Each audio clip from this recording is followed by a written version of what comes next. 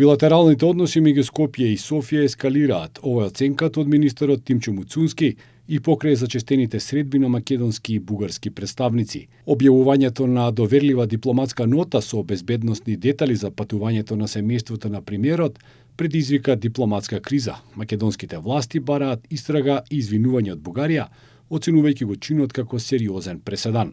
Шефот на македонската дипломатија веќе го повикал бугарскиот амбасадор Дуков на разговор во Министерството за надворешни работи и побарал објаснување, но и соседите да се извинат.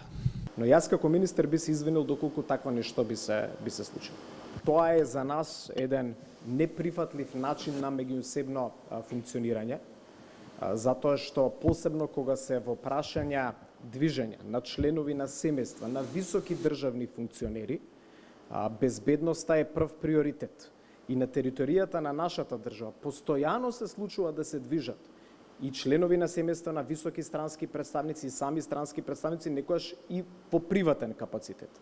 Муцунски е загрижен за односите меѓу Скопје и Софија, истакнувајќи дека е потребен европски дух од двете страни за меѓусобно функционирање на двете држави.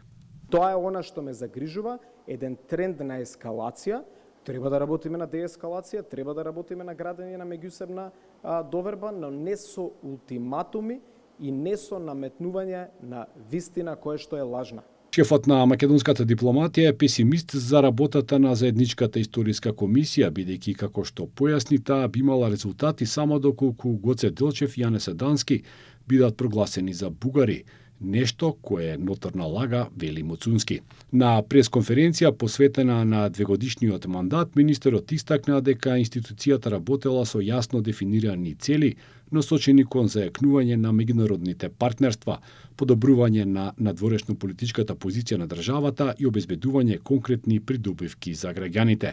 Биле реализирани повеќе од 110 работни посети во странство, повеќе од 400 средби и состаноци, од кои над 210 билатерални средби со државници, министри и високи представници.